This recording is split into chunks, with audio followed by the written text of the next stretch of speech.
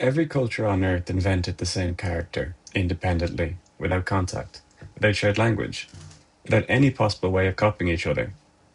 The Norse had Loki, the Greeks had Hermes, West African traditions had Anansi the spider, Native American peoples had Coyote, the Polynesian islands had Maui, the Aztecs had Huehuecoyo. These civilizations were separated by oceans, by millennia, by every conceivable barrier human geography could impose, and yet they all converged on the same figure: a shapeshifter, a liar, a boundary crosser, a fool who is somehow also the wisest one in the room, a being who breaks every rule of the sacred order and yet, paradoxically, is the reason the sacred order exists at all. That fact alone should unsettle you, because it raises a question that psychology, anthropology, and mythology have been wrestling with for over a century. If no one copied anyone, then where did this character come from? Why does the human mind keep generating the same figure, dressed in different masks, speaking different languages, but doing the exact same thing across every mythology we've ever discovered? And more importantly, why does this figure refuse to die? Why is the trickster the one archetype that has survived the death of myths, slipped out of ancient stories, and embedded itself so deeply into modern culture, modern psychology, and modern consciousness that you encounter it every single day without recognizing it? By the end of this, you will recognize it, and once you do, you can't unsee it. To understand where the trickster comes from, you have to understand something about how the human psyche is structured, and for that, we need to start with the man who first mapped this territory. Carl Jung spent decades studying mythology, religion, dreams, and the unconscious mind, and one of his most radical proposals was the existence of what he called archetypes, not characters someone made up. Archetypes in Jung framework are inherited patterns of psychological function that exist in every human being, hardwired into what he called the collective unconscious. Think of them as grooves in the mind. The specific content, the names, the stories, those change from culture to culture, but the underlying pattern, the shape of the groove is universal. The mother, the hero, the shadow, the wise old man. These aren't metaphors, they're structures of perception and behavior that emerge spontaneously because every human being who has ever lived faced the same fundamental psychological challenges. We all had mothers, we all faced danger, we all had to reckon with parts of ourselves we didn't want to see, and every single one of us had to deal with chaos. And that's where the trickster lives. The trickster is the archetype of chaos itself, but not meaningless chaos, purposeful chaos, generative chaos, the kind that tears down what has become rigid so that something new can emerge. Jung described the trickster as a psychologen, an archetypal psychic structure of extreme antiquity. He traced it back to what he considered the earliest and least developed period of human consciousness, a time when the human mind had not yet fully separated itself from the animal world, and had not yet drawn hard lines between self and other, sacred and profane, order and disorder.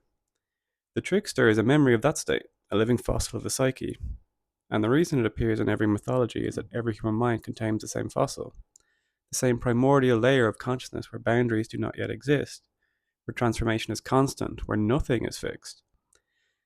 The trickster is not just a relic, it's not an echo of some primitive past, it's an active psychological force, and it operates in your life right now. To see how, you need to look at what the trickster actually does in the myths, because the pattern is consistent. The trickster violates boundaries. That's its primary function. In nearly every mythology, the trickster crosses lines that are supposed to be uncrossable. Hermes, on the very first day of his life, crawls out of his cradle, steals Apollo's sacred cattle, invents the lyre from a tortoise shell, and then lies about all of it with a straight face when confronted. He crosses the boundary between infant and adult, between mortal capability and divine capability, between truth and deception, all before sunset. Loki, in Norse mythology, shapeshifts between male and female, between god and animal, between ally and enemy. He's the blood brother of Odin, and also the architect of Ragnarok, the destruction of the gods. He exists in a state of permanent contradiction. Coyote, in Native American tradition, steals fires from the gods and gives it to humans, crosses the boundary between the divine realm and the mortal realm, between hoarding and generosity, often the same story. Notice what's happening. The trickster is not simply breaking rules for the sake of breaking rules. The trickster is breaking rules that have become too rigid. They're hoarding something, fire, knowledge, stories, power, that needs to circulate. The trickster is a force that prevents any system from becoming so calcified, so sure of itself that it strangles the life out of everything inside it. And this is precisely why every culture needs this figure. Because every culture, every system of order has a tendency to become too tight, to mistake its current form for the final form. Trickster is the correction. Jung understood this. He wrote that the trickster is a faithful reflection of an absolutely undifferentiated human consciousness, corresponding to a psyche that has hardly left the animal level. But he also understood this was not an insult. This was a description of something essential.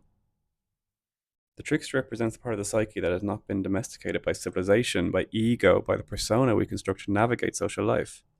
It's raw, unprocessed, amoral energy that exists before the categories of good and evil and before the rules and the structure.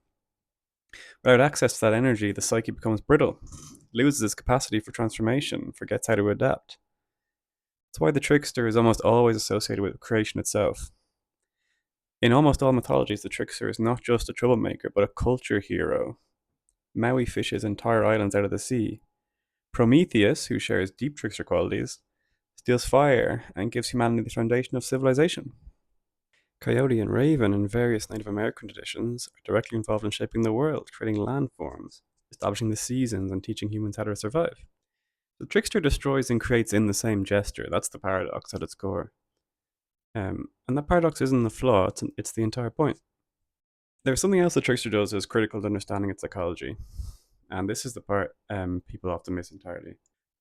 The trickster is a fool, literally. The trickster is constantly humiliated, constantly defeated by its own appetites, constantly falling into traps of its own making.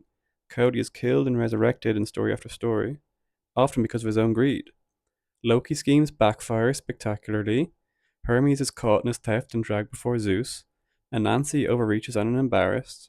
The trickster does not just trick others, the trickster is tricked. The trickster suffers. This is the mechanism by which the trickster teaches.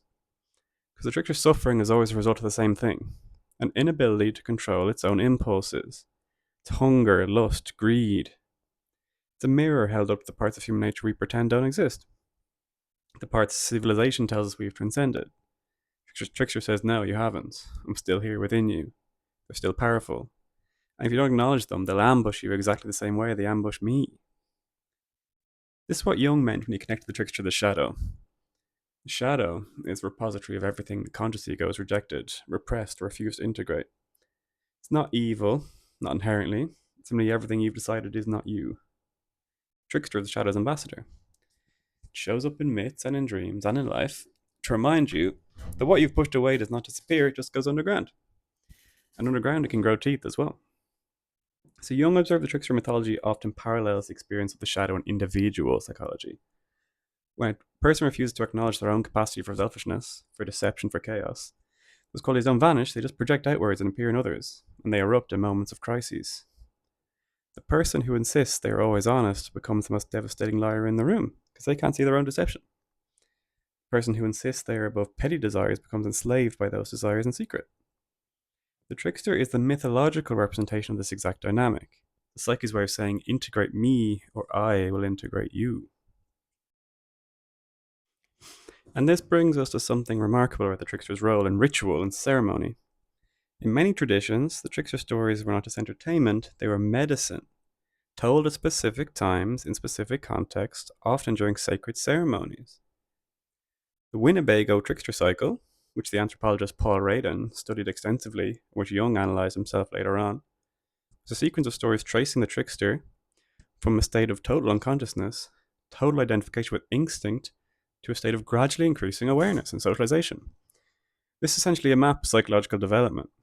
Trickster starts as pure appetite, disconnected from consequence, and through a series of disasters and humiliations, the trickster slowly, painfully learns to see itself and relate to others. Radin saw this as a reflection of the development of human consciousness itself. Jung actually went further. He argued the trickster cycle is not just a story about the past, it's a story about the present as well, and the process every individual must undergo still now. The process of integrating the primitive and the chaotic and the amoral into some functioning whole.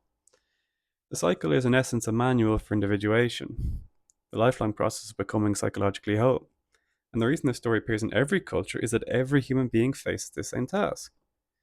The question that's haunted researchers for decades, though, and a question I want to sit with for a moment because it leads somewhere slightly unexpected. The trickster is an archetype, the hardwired part in the human psyche, then it's not just a character in stories, it's a mode of consciousness, a way of being in the world. And if that's true, Trickster is not something you read about, it's something you experience or become.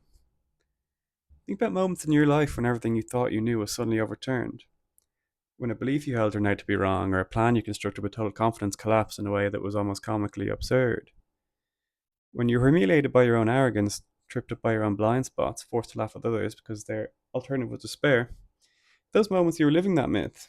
You were the Cody falling off the cliff. It was in you, operating through you. That's why Jung argued the trickster is intimately connected to what he called the transcendent function, the psyche's innate capacity to resolve opposites by producing a third thing, a symbol, an insight, a new way of being that transcends the original conflict. Trickster lives at the intersection of those opposites, wise and foolish, creator and destroyer. It doesn't choose a side though, it holds both. And holding both, the trickster reveals that the opposition itself is an illusion. That the categories we construct to make sense of the world are useful, necessary, but they're not the world. They are maps. And the trickster is the territory. I want to take this slightly somewhere else in this analysis too, because there is a dimension to the archetype that connects the deepest and most controversial questions about the nature of consciousness itself. Across cultures, the trickster is associated with altered states of consciousness too, with dreams and visions. In shamanic traditions around the world, for example, the shaman is often described as a trickster figure, or at least someone who has been initiated by the trickster. The shaman's journey into the spirit world involves boundary crossing, shape shifting, communicating with animal spirits, and the dissolution of the ego. The shaman goes as a trickster, navigating a realm where the ordinary rules of identity and physics do not apply, using cunning, humor, and flexibility to survive and bring back knowledge for the community. And something being noted with increasing interest, the phenomenology of the trickster, the actual experiential quality of encountering his archetype, bears a striking resemblance to what people report during profoundly altered states of consciousness. The dilution of boundaries between self and the other. Encounters with entities that are simultaneously terrifying and hilarious, alien and intimately familiar. The sense that reality itself is a kind of joke, a cosmic prank, and the punchline is you. This is more of a clue than a coincidence, we think. Trickster archetype might be a map of what consciousness looks like when it's freed from the constraints of the ego. When the filter that normally organizes perception, categories, boundaries, sense of fixed self are temporarily dissolved. What remains is not nothing, what remains is the trickster. This is a state that every human being is capable of entering, that every human mind at some level remembers. It's why the trickster cannot be killed. It's why it survives the death of every mythology that houses it. It's not dependent on any particular story, it's a thing that generates stories as well. It's a creative principle in itself. Every artist who has ever violated the convention of their medium to create something genuinely new is channeling the trickster. Every scientist who ever abandoned an established paradigm because the data demanded it is channeling the trickster. Doing what it has always done, breaking the boundaries so that life could flow through. But there's a warning embedded in every trickster myth. It's a warning that modern culture is almost entirely forgotten. The trickster is not safe. It is not domesticated. It's amoral. And it will laugh while it does these things. Not because it's cruel, but because it knows something you don't. It knows that you are not the structure. You are the energy that builds structures. This is the paradox that sits at the heart of the trickster archetype. The fool is also the sage. The liar is also the one who reveals the deepest truth. And the chaos that terrifies you is also the source of everything genuinely alive in your experience. Jung wrote that the trickster is a forerunner of the savior, not a replacement for the savior, a forerunner. The one who clears the ground, the one who tears down the old temple so a new one can be built. Every culture on earth knew this. Every culture on earth encoded this knowledge into its most sacred stories, and every culture on earth placed the trickster at the center of those stories, because they understood something that modern psychology is only now beginning to articulate. You cannot become whole by rejecting chaos. You cannot become truly conscious by refusing to look at the parts of yourself that are unconscious.